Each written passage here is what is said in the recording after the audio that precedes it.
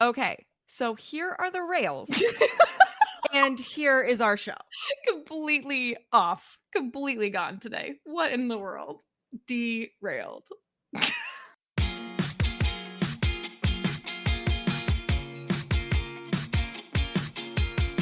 Yay, you're here. Welcome to the CK and GK podcast. Let's get going.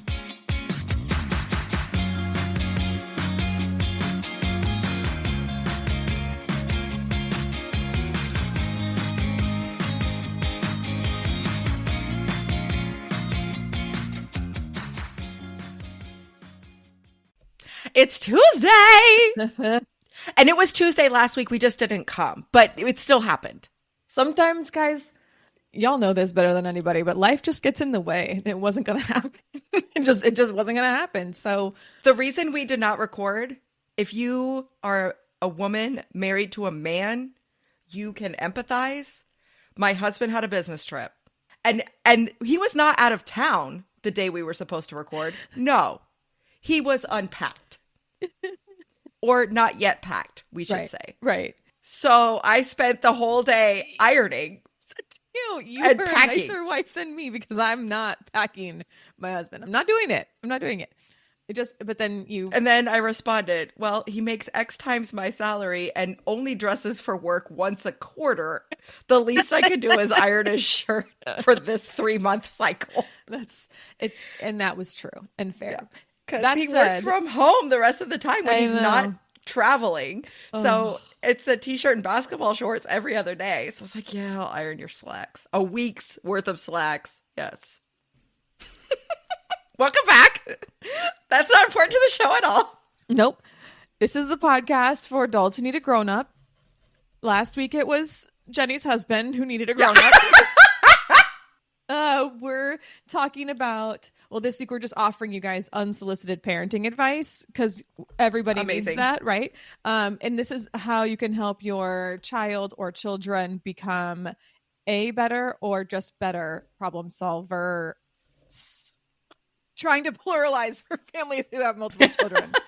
There you go. But before we do that, yeah, let me introduce my co-host, Caitlin. Okay. She's so Irish. She celebrates St. Patrick's Day all month long. I really do. I love green. I almost did green nails this time because I love it. Funny. And I was like, if I do green nails, though, then I'm like being really festive and I don't really need to be. I'm not going to be that chick, right? I mean, that is funny, though. I could. Like, get little shamrocks on them. Oh, my gosh. I saw super or pots of gold, like a rainbow across the whole hair. Every finger gets a different color. The last one gets white and then a little pot of gold on the thumb. Yes. Right? Or a pinky. It should be on the pinky if it's going to go all the way across. But I did see a very cute set that were like nude nails, very, very clean. And they had little green shamrocks on every nail. And I thought that was precious. Okay, it's cute. But I'm not doing it because as soon as St. Patrick's Day is over, it's dated. And I can't do that. I did a heart I have Valentine's little hearts Day. On my piggies. Yeah. And because I only get a pedicure so often, they are staying on even through the shamrock season. Well, it is what it is. I mean, listen, we can't all be getting manis and petties all the time. Speaking of things in the sky like rainbows, this is a really bad segue. That's Jenny, my elusive runaway hot air balloon. Oh my gosh, like Wizard of Oz. Yeah, exactly. It was a weird one, but I liked it. It's good. Yeah. Okay. So now let's dig in. Yeah. Now that we've got the ridiculousness of our lives figured out here ish. No. Figured out? No, just out there in the street. We are talking about some ways to help your child become a better problem solver. The reference for today is an article called Simple Ways to Help Your Child Become a Better Problem Solver. So, thanks. Yeah, thank you for that. It was on PBS Kids. I'll link to it in the show notes. They're referencing a counselor named Claire Lerner, and she's got some great tips here today. So I've I was got. telling Caitlin right before we started that we are actually studying this at my job. You know, I do educational research in addition to like teaching kids and teaching teachers. Right. And one of the things we're studying is creativity through the lens of problem solving. Like, can you measure creativity with how a child solves a problem? Yes. I mean, Yeah, I'm it's answering really the question. interesting. Yes, you can. Yes. Now, to what degree? Right. That's really what we're looking at, but still, it's cool. Right. Okay. So I've got about 5-ish things that I'm going to mention Love here. And we're going to start real simple. Okay. Number 1, we're going to acknowledge that problems are a part of life. This is not the favorite line of the boomer generation. And I'm going to call my mom out here. She'll be like, I know life's not fair. Or Right. I know, man, this sucks. You're right. It does suck. Not in that like tone. You can say that if you want, but there's something about that tone that was like, gee, thanks. Right. But saying something like, just acknowledging the fact that problems, in a neutral tone. Yes.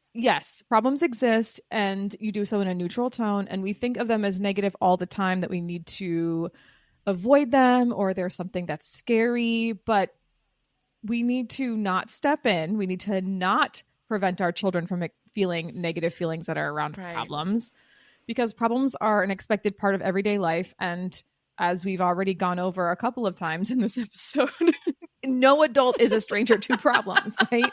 So, you know, maybe the problem is it's raining and you can't go to the playground, so you have to find a new indoor activity. That's a problem for everyone, right? You're out of peanut butter, so you have to find something else to eat for lunch. Depending on your child, that could be a serious problem for everybody as well, right? You're broke, so you have to pay for your own podcast. Just putting that out there. Right? Oh These are gosh, problems I'm so glad I did not read the notes. That is an authentic laugh. That is great.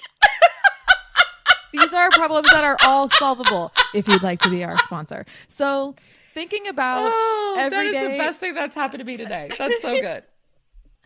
Thinking about everyday obstacles in the mindset of all of these problems are solvable. Yes, it's raining, but we can go to the playground when it stops raining and the whole playground isn't wet. And for now, let's find something really fun to do inside that we haven't done in a while, right? So if you do that, you are setting up your child to approach challenging moments with a growth mindset, which is something that is all the rage in schools right now. I promise. Thanks, Carol Dweck. Yep. I promise that your child's school is discussing growth mindset with your kids every day. So you are supporting that conversation when you mention and talk about problems like this, you know, that they're all solvable. We just have to figure out what that solution is. So the message that you want your child to receive is like, not, you know, yeah, I know it sucks. It's more like challenges happen, problems occur, right? But I am confident that you can deal with them as they arise. Mm-hmm. That's the growth mindset piece, right? Yeah. And then, you know, you're also setting them up so that the more times they encounter a situation in which there is a problem, the more confident they'll be that they can solve it, and less overwhelmed they'll be by the problem in the first place, right? So that's a good thing. Yes. The second thing, after you acknowledge that problems are a part of life, is validate your child's emotions. I think we've probably said this line on every single episode of anytime we this talk show about kids. that we talk about feelings, our feelings, kids' feelings, anything. Validate their emotions. You help them calm down when you validate their emotions. So that's the first thing, right? Get them out of that lizard brain where they're completely panicking and screaming at everything. Right. When you do that, they're calming down, they're seen, they're heard. And FYI, this works on the cranky adults in your life too. So validating emotions works with everyone. And there's a difference, right? You are validating the feelings. Right. Not the behavior that comes with it. This is not the behavior, right? Right. You can say, oh my goodness, I bet you're really upset about this. Now, that's not the way that we show that we're upset. Mm-hmm. It's not okay for you to throw something. You're not justifying the behavior. And you can say that. You can say, this is not how I want you to show me that you're angry. Right. The way that you're going to validate those emotions is you're going to say something like, you are working so hard on this picture and it's really frustrating that the drawing doesn't look the way you want it to. which is a common thing in my house, or it stinks that your block tower fell down. I would feel so Right. XYZ too, right? I would feel so frustrated. I would feel so upset. I would feel so angry if my tower fell down. Instead of the screaming, or in our house, the whining that comes with that frustration, you're going to encourage them to find some sort of physical release. This is where some of the shows on PBS, which is where I got the article from, are really helpful, because they do say things like, when you're upset, you wiggle, right? Like, or Daniel Tiger coming up with a song. These are things that are helpful for kids to do. So maybe they need to flop around, right? Maybe Give they a squeeze, nice and slow. Take a deep breath and let it go. love it. See, maybe they need to wiggle. Maybe you have a pillow that they're allowed to go punch. I don't know how you That's do that. room in my brain, that like you that's stored there. Yeah, you've saved it. Mine is all There- like 90s rock lyrics and rap lyrics. Yeah, there's things that I don't remember because I know Daniel Tiger's frustrated song. Right. When you're feeling frustrated, take a step back and ask for help. Why? We're going to get to that ask for help part in just a second, because I like that one. Okay. The next thing you're going to do is remind your child how they already have calmed themselves down in another challenge and persevered through Ooh. another challenge. So I know you can because I've seen you do it. we talked about this when we were talking to Kimball Lewis from Empowered Parents about how it's authentic when you say something like, I've seen you do this before. You calmed yourself down when you felt upset about the last block tower that fell down, and then you solved it with a different, solution. Right. I know you can do this. You're not just inflating the emotions or inflating the self-esteem. You're just saying, I've seen you. There's evidence to prove that you have done this. They already have problem-solving skills. They just don't realize that they have them. They're just not aware of those skills. So you're going to remind your child about a time when they rebuilt a tower of blocks that fell down, or when they worked really hard to figure out how to balance on a scooter, or when they learned to love school after that first really rocky month, or, a certain type of math problem makes them crazy, right? You're going to remind them about a time when they persevered through the challenge. And then you're going to have a kid who says, it's not the same thing. But that's not what you're going for. So I would say, if you can try to find a similar one, that's a good idea. But also just saying, right, it's not the same. Of course it's not. If it was the same, it wouldn't be presenting you a challenge. It wouldn't be a problem. Exactly. It's something that I know you can do because this was a problem for you at that time, and you solved it, and you were able to calm yourself down enough to think about a solution, right? When Abby was like 4 or 5, I'm not sure exactly, but young, like kindergarten or younger, we went to Hawaii. Okay. And we knew that at some point during the trip, we were going to be swimming with dolphins in the open ocean. Ooh, very cool. The open ocean. The open ocean. That was scary Okay. for Sam the first time he saw open ocean. Yeah. Open ocean. And Abby had to know how to snorkel in order to enjoy this. Right. So we went to Hanauma Bay to practice snorkeling. Okay. And she struggled. It was hard. It's for her. There hard. were tears. Oh, she yeah. couldn't figure it out. But when she finally did, dude, she had this moment, right? Like she was so excited, so happy that she had figured it out. We must have banked on that for like 20, maybe 30 months. Oh, yeah. Yeah. Remember when you learned to snorkel? Yep. Didn't it feel so good when you learned to do something hard? Right. Weren't you so Eventually, proud of yourself? It wore off. Yeah. But for a long time, we were like, remember snorkeling? Yeah. And you got to swim with dolphins in the open ocean? Yep. You have to do that. You have to point out that there's progress that they've already made. You have to point out that they can solve or deal with problems, and maybe even demonstrate to them that they can apply those skills to other situations, right? Snorkeling, it's not going to relate to math most of the time, right? But if there is a way to make that connection, you should do that for your child, because then they know, okay, yes, I have solved a problem before. I have persevered. I can do this. Okay. Yep. And similarly, this is not from the PBS article, so I'm going to give a shout out to this other parent in just a moment, but she talks about spotlight the right. And I loved this statement. Ooh. This is a family therapist who uses this tip to diffuse frustrated toddlers I assure you it will work on every other person in your life. This was in a motherly article by Katrina Natras, but the family therapist's name is Dina Margolin, and her Instagram account is linked in the show notes, and I believe it's named Big Little Feelings. Oh, I love it. And she says, this is her quote, if you catch them in situations where they've had to try something 2, 3, 4, 5 times to achieve their goal, I want you to spotlight that, to shout it out with them and celebrate. Say, hey, you had to try that 4 different times before you got it and you did not give up. Way to go. Like, holy smokes. Process over progress. Yep. Amazing. Making the process really important.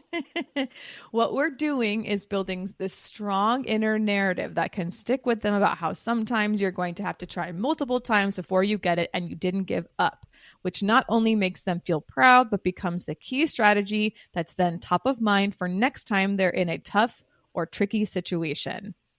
I love that she said that. To your child becomes their inner voice. Yes. Okay. She also says that it might help to reframe the story in your mind to help you focus on what your child is already doing right. So not that you're telling them like, I've seen you do this, I've seen you do this, but it also goes, wait, I don't have to intervene because I've seen them do this. And it just changes the parent's mindset as well, right? Because what's your superpower as a parent?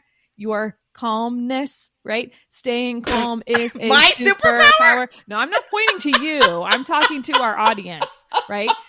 The superpower in a frustrating moment for your child is the ability to stay calm. If you can do that by thinking about, I might need like some kind of magic crystal or like I believe they have by rocks a radioactive spider or something. Yeah.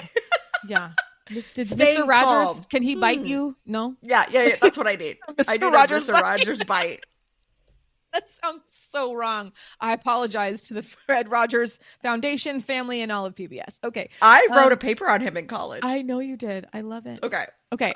Sorry. So continue on. This is another part of that same motherly article. And again, Dina Margolin says this answer. So the question was, what about toddlers, AKA 7-year-olds and above, who immediately say, I can't. 40-year-olds, no big deal. Right. About things they've already mastered and they can do on the first try once you plead with them for 5 minutes. So let me restate that question. What about toddlers who immediately say, I can't, about things they've already mastered and can do on the first try once you plead with them to do it 5 minutes, right? So this is like, I don't know how, but it's like, no, you do know how. I've watched you do it and you can do it on the first try. Like, this is garbage. Don't do that. And Dina says that can happen and you're not alone here. It can be super helpful to model this yourself and show them what it looks like to feel frustrated, keep trying, and handle this feeling in a healthy way. You can also incorporate doing this during play and role play with dolls or toys. Now, obviously for your 10-year-old, role play with dolls and toys might not work, but just modeling that, like, I know I feel like I can't right now, but I'm going to have a woo-saw moment and I'm just going to calm myself down and I'm going to spotlight the right and I'm going to just show you what it looks like to handle my frustration in a healthy manner. Because even though you want to scream and throw things probably at your kid in that moment, you're going to stay calm because that's your superpower and you're just going to model it because ultimately it will sink in. Might not be right now, but it will sink in. Okay. So far, our ways to help your kid become a better problem solver are 1, acknowledge the problems are part of life. 2, validate the emotions. 3, remind them how they've calmed themselves down and persevered through another challenge in the past. Spotlight the right is 4. The last thing you're going to do is help your child think through creative solutions. Don't worry, dear caregiver. There will be times when your child does need help to find a solution, but don't immediately jump in with your solution, Caitlin. Oh, no. No, you got to do that Jedi magic where you make them think it's their idea. Yeah, but you're better at the Jedi magic than I am. I'm just like, oh my God, just let me do it. And I lose my mind. But what I need to get better at is start by asking my child for his ideas. So what we're going to do is we're going to not immediately jump in with a solution, and we're going to ask the child, the small person who is finally calmed down and no longer in lizard brain, for their ideas. This will not work if they are not calm. So don't bother with this right away. Okay. And if you haven't read Whole Brain Child yet, go ahead and put that on your to be read list, because it talks about getting out of the lizard brain. And they call it your downstairs and your upstairs. Yes. And it's about relating to your kid once they get upstairs. Yeah, exactly. Oh, okay. So ask your child for their ideas. And then before offering your input, ask your child if they would like to hear your ideas for solving the problem. Let me say that again. Ask your child if they would like to hear your ideas, because they might not want your ideas for solving the problem. When you ask for permission, you are demonstrating respect for their boundaries and their problem-solving skills. And who knows, maybe they'll actually listen to your suggestions. Or, dude, this is so important if your kid's age is 2 digits. Right. Right. I have an idea. Do you want to hear it? Otherwise, whatever you say is what they're not going to do. Exactly. Because if they want to hear it, they might actually do it. But if they don't want to hear it, then you're going to get frustrated because they're not following your advice. So just don't bother, right? And now you are giving them the keys to the kingdom, and they are flushing them down the toilet because mom said very so. Plucky, go down the hole, right? It's just everyone just had a moment in their brain, right? Plucky, go down the hole. Every millennial did that.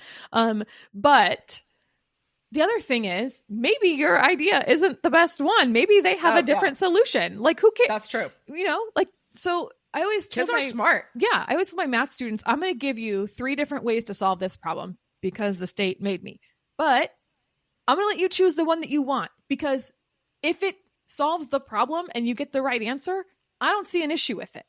As long as the math is sound, sure, why not? Reason through it in a way that makes sense in your brain. Exactly. And use the one that helps you, that makes you understand it the best. I don't care. It's not how you solve the problem. It's that you solve the problem. Creativity makes a strong mathematician. I can't. What? No. Or just a resilient human anyway, right?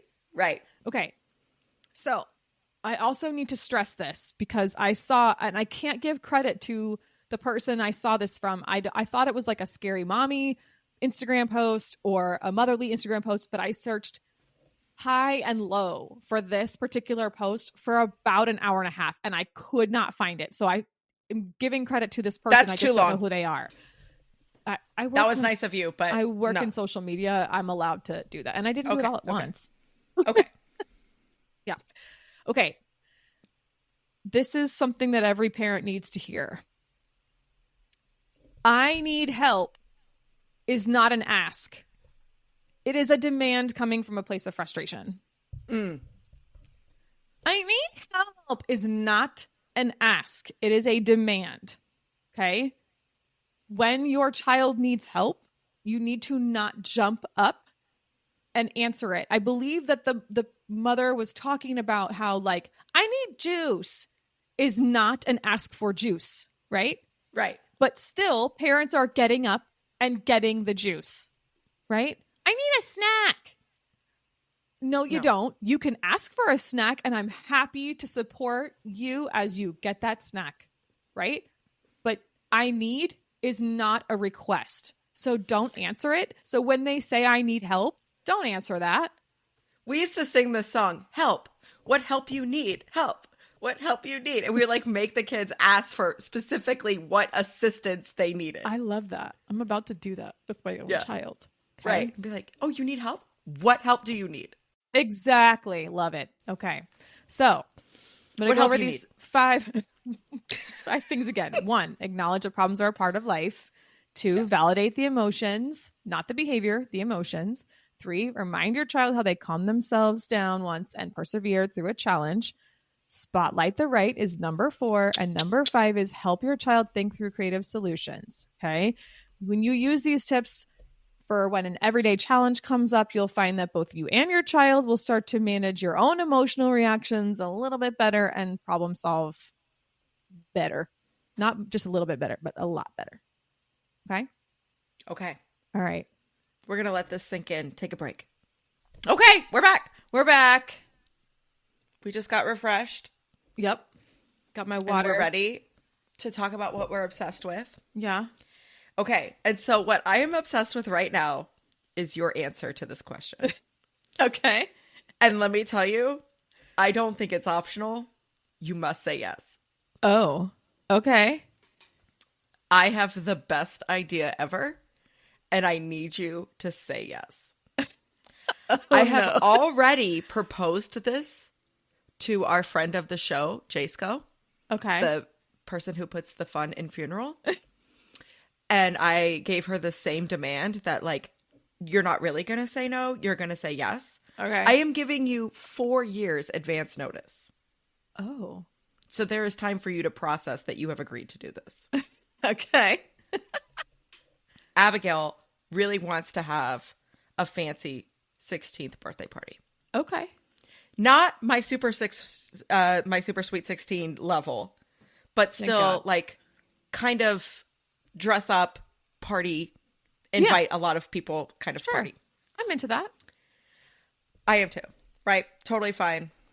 She's an all-American girl. She wants a sweet 16. We'll do it. But here's the part I need from you. Oh, no.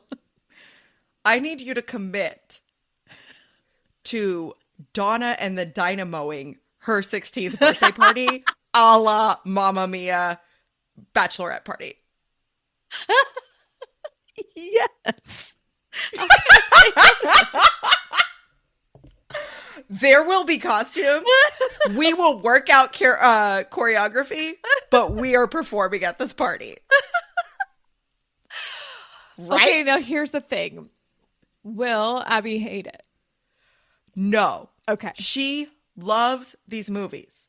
Yes. She will get it immediately. Okay. And she will get to say, okay, these are 3 women who have supported me my whole life and love me and care about me. And my mom is a dork. So even if she does hate it, she can blame it on me and say, I cannot believe my mom did that. But deep down inside, she's going to be touched. Oh, okay. Then yes, I'm on board. Okay. So start learning the words to Super Trooper right now. I'm going to have to listen every single day for the next 4 years. Oh, goodness. Okay. Oh, my. Well, before she turns 16, she has to get through her early teens and tween years. Mm-hmm. And this article might come in handy for a little while. Oh, my gosh. Perfect. Okay. So Look at you with your segue. Mm-hmm. It's to make up for the other really crappy one I had earlier. Okay. So, excuse me. New York Magazine has a production called The Cut. It's it's got all these umbrella. It's New York Magazine is like the umbrella, and there's like all these different publications underneath it. And there's an article in The Cut that was released right after Valentine's Day this year in 2024. For those of you who are binging, we're in 2024 in the right future. now. The article is called "What the 13 and Under Set is Shopping For." It's by Casey Lewis, who writes a newsletter called After School, which is it's about Gen Z and Gen Alpha kids. Wow. And that slaps. what she did was follow around. Sorry. Wow. She followed around New York City tweens, so 10 to 13-year-old girls, and figured out where they like to shop. So there were 25 of these girls that they followed around. Okay. Here's one of the lines in the article. Yes, almost all of them have a skincare routine, and they love Brandy Melville, Zara, and thrift shops. I'm sorry. Zara? This is New York, right? Yeah. But most of them don't use TikTok, and they think Lululemon is overrated. Okay. Good news for my pocketbook. Wait. The first little girls they followed around are 10. The headline above, like the subhead above them, is aspiring beauty YouTubers. I can't, first of all. No. clothes. Anything Y2K, goth, or from Target. T-shirts and hoodies with pictures of axolotls, which you'll know what that is, but not everybody does. It's Yes. a little underwater salamander, like and a they're like salamander precious, thing. and they have like little tentacles on the side of their head, or like weird things inside of it. They're precious and they're pink. So there's that. Wet and Wild I ask makeup. a lot of questions. Oh Lord. Wet and Wild makeup, NYX, and whatever is in their mother's bathrooms. And the mom says she's ruined a lot of my stuff, which made me laugh. Let's see. Jewelry that they liked. Bracelet making kits from Five Below. Okay, I can't even tell you how many beads we have in our house. The number is in the thousands. Okay, wait. Abigail has these like fishing tackle boxes. Full of of Full. different color. Yeah. Yeah, and they're sorted by color and shape and size. And I'm not even kidding you. Like, the stack has got to be 18 inches tall. Well, thanks T Swift for that one, but that's not. Oh, that's it. That's right. it.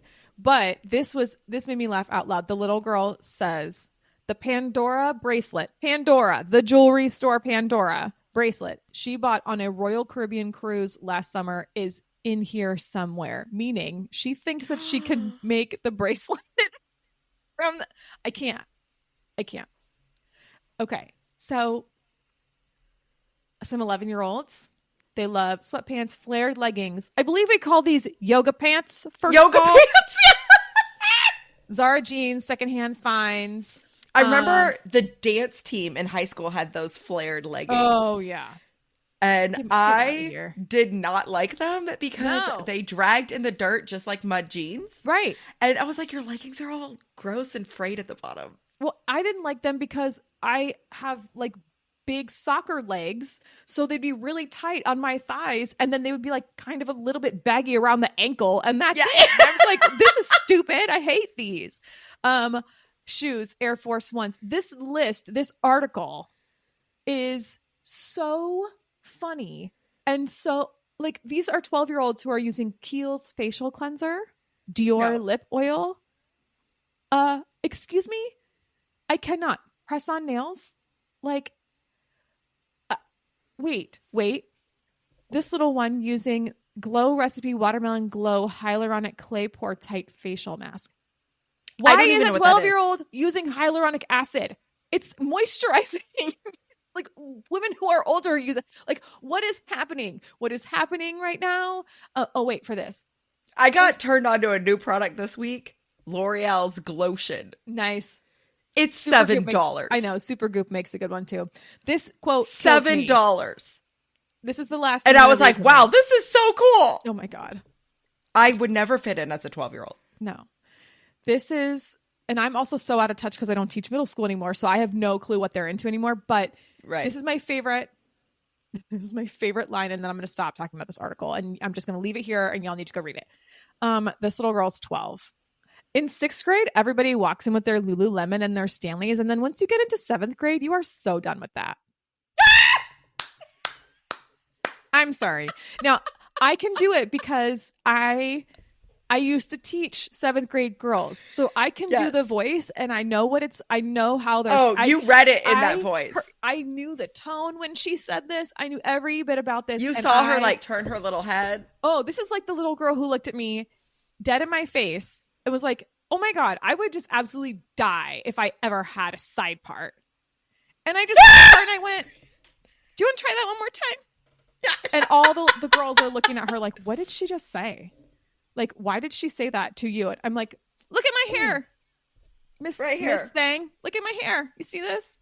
This is a side part. And these are skinny jeans. Right. And I'm going to wear them. And I'm going to tuck them into my boots and wear a blanket scarf with them. And a bow on my head. Because that's how I was when I was in college. All right. So anyway, this is the article I'm obsessed with. I cannot stop reading it. I've probably read it like 4 or 5 times at this point. That is so funny. I've linked it in the show notes. You have to go read it. It's hysterical. I was talking to someone this week who was saying that she went to Sephora to pick up some specific product. No. And she was like, I couldn't get it. It was sold out because a bunch of 12-year-olds are using it now. Yes. That's happening. That's where when you read the article, there's a whole thing about like Sephora teens. It's a whole thing. Like, I was amazing. Dying. Now, I will tell you, I have a 12-year-old at my house. Mm-hmm. And she is a fan of some M61 products. Oh. But I let it go because they are for blemishes. Yeah, that's fine. So I feel like the 12-year-old me, like I am going back in time and giving myself what I would have needed back then. Like, oh, I will buy you quality acne products. Yeah. Is she also into the stickers on the face that are like a star? They're trading those like currency. Did you know that? Oh my God. No. It's like cigarettes in prison. Like they're just trading them for like things. It is wild. That's great. That is funny. If you go down to the UT campus right now and you are driving down the drag, you see not little girls, but like teenage girls, freshmen in college who are wearing star stickers on their faces. And I'm like, give me my clear blemish sticker, first of all, because I'm not trying to show. But whatever also, happened to oxypads? right? They destroyed your face. That's what happened to them. But all that is like I love that they're out there just wearing them on their face, but also like, what is happening? I feel like I'm back in the 90s all over again because every 30 years it all just comes right back. So anyway, it's a thing. You have to go read this article. Well, and we if have you're our moms. age, you will die. It's so we funny. have moms who look at what we wore in middle and high school and say, yeah, that whole flower power thing, you guys didn't make that up. No. Those smiley faces? No. No. We had those. Didn't you watch Forrest Gump? He just wipes his face on a shirt, and that's how he right. That's how we get the smiley face t-shirt. Okay, tell me your gem of the week. All right. This is so good. And I will tell you that I have been saving telling you this so that I could see I love when that your happens. face. Okay. Give it to me. I'm ready. There is an account on social media called The Dumb Dads. Yes, I love them. Okay. They're fun. If you are not familiar with them, you have probably seen one of their videos. They do a lot of stuff, but one of the shticks they have that they repeat often are these after game pressers where they're like, okay, so you said you were never going to give them the tablet at the restaurant, but the film shows, and they're like, yes, I understand, but my wife and I got to have a meal quietly by ourselves for 20 minutes. I don't care that I said I would never give them one. I gave them the tablet. They watched it. I ate queso. It was great.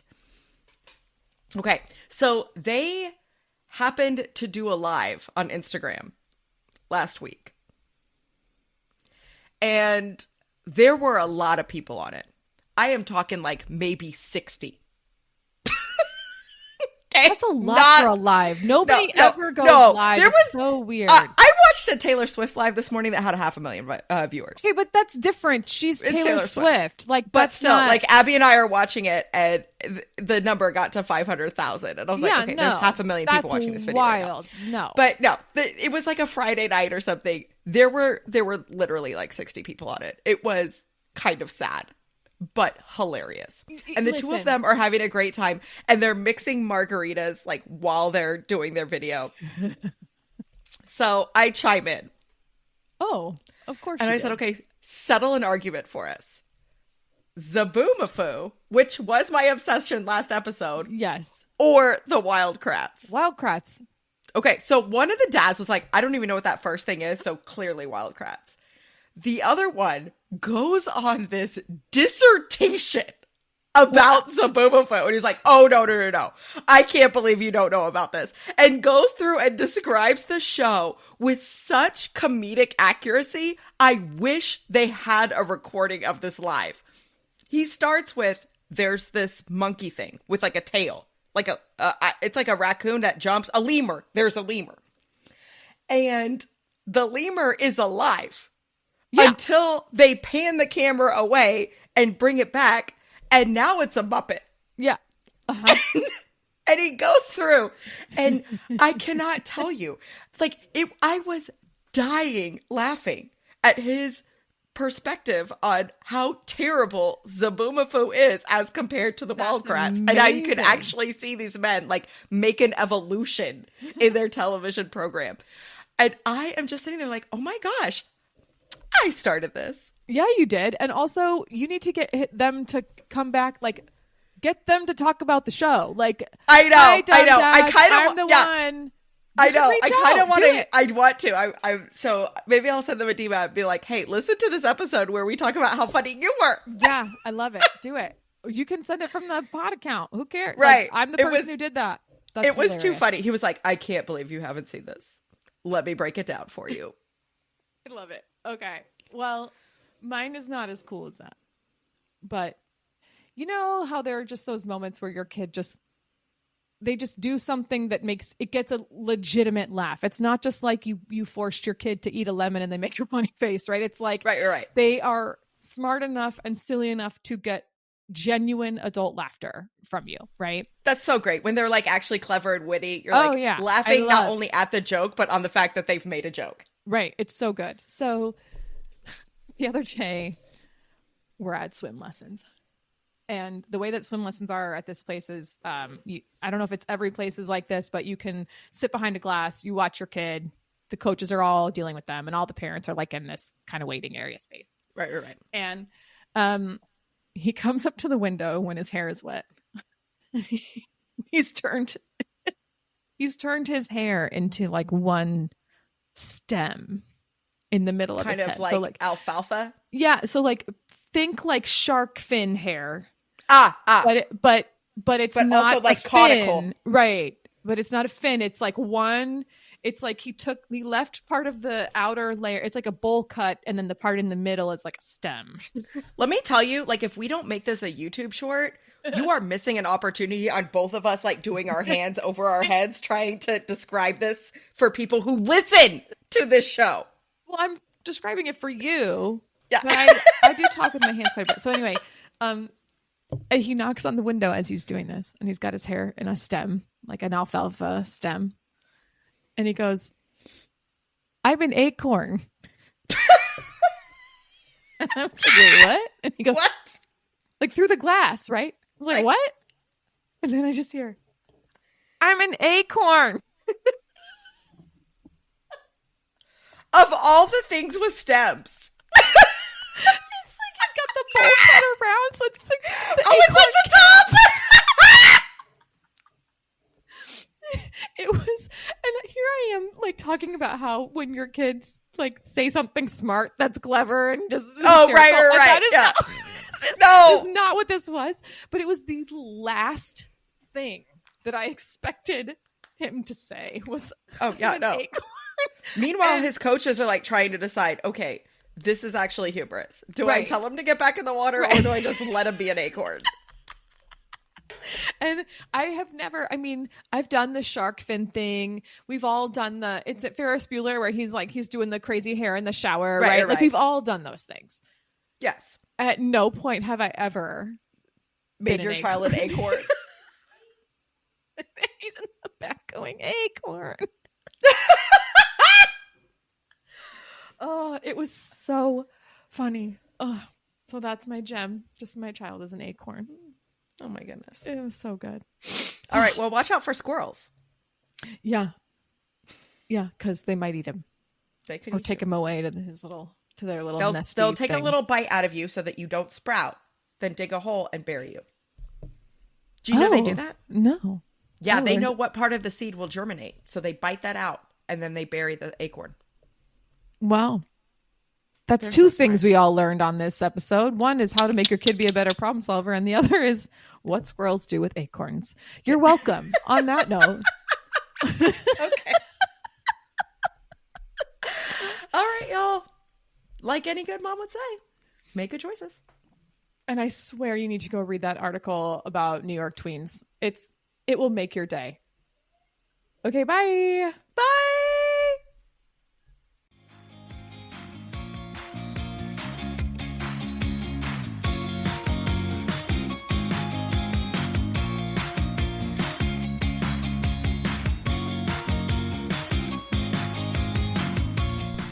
Hey friends, thanks for listening to the CK and GK podcast. Find us at CK and GK podcast on Instagram and Twitter, and rate, review, and subscribe on Apple Podcasts, Spotify, Good Pods, or anywhere else that you pod. See you next time.